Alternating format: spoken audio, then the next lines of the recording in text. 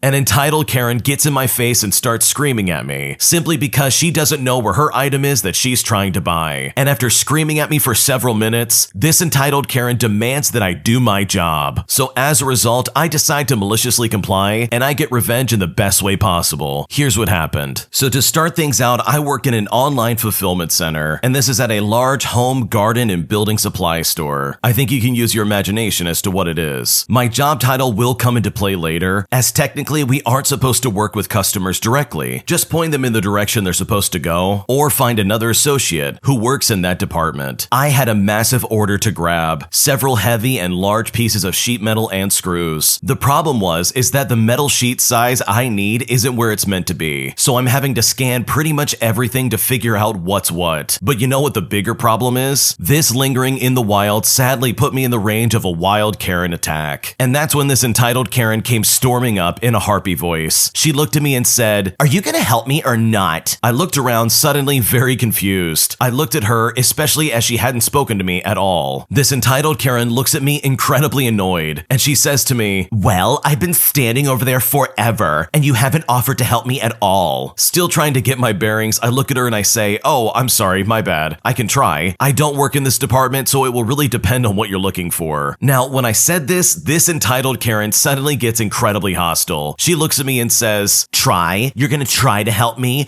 No, you will help me. It doesn't matter if you work in this department or not." Now, at this point, I'm trying to calm myself down and take some deep breaths, just so I don't lash out and say something I will regret. Also, I'm just wondering what this lady's problem is. I look at her and I say, "Okay, what do you need?" And I was definitely unable to control the annoyance in my tone, as this entitled Karen just kept yelling at me. She looks at me and says, "I need this." And she suddenly pulls out a screw and nearly stabs me in the eye by shoving it forward. Now, when she did this, I definitely pushed her hand away, and I was feeling much less calm, as I have PTSD related to people putting hands in my face, much less a screw. Now, at this point, I'm visibly shaking. I say to her, "Okay, ma'am, screws are at the end of the aisle on the left." But the entitled Karen wasn't having that. She screamed at me, "I already know that." So I respond back in a not so nice tone, "Okay, what size is that? What size do you need?" She then gets right up in my face, pretty much out of nowhere, and she screams at me, "You tell me." And once she did that, I decided to get malicious and get back at her in the best way I knew how. After having taken this for just about the last time, and since I was unable to hold it back, I said to her, "I have no clue, ma'am. There's an entire wall of screws. It's impossible for me to tell its size just by looking at it." She then says to me, "You will not come at me like that. Your manager would not like that." And she says this in such a way where she's trying to hold herself up as royalty, as if I'm supposed to be afraid of her. I look at her and say, "Well, I can get a manager if you'd like. Maybe one of them can identify the screw by sight." This entitled Karen then looks at me and says, "Don't make me mad today.